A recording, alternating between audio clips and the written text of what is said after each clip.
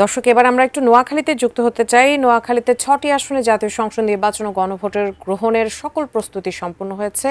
কেন্দ্রে কেন্দ্রে পাঠানো হচ্ছে নির্বাচনী সরঞ্জাম। এই বিষয়ে জানতে প্রতিনিধি ফয়জুল ইসলামের সাথে আমরা এই মুহূর্তে যুক্ত হচ্ছি। ফয়জুল, কেন্দ্রে কেন্দ্রে পৌঁছে যাচ্ছে সরঞ্জাম, এ বিষয়ে আপনি জানাবেন।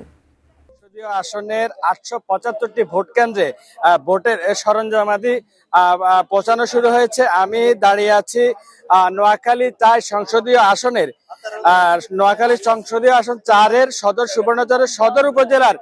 আমি ভরসা রাখি হিরন স্মার্ট ওয়াটার পিউরিফায়ারে।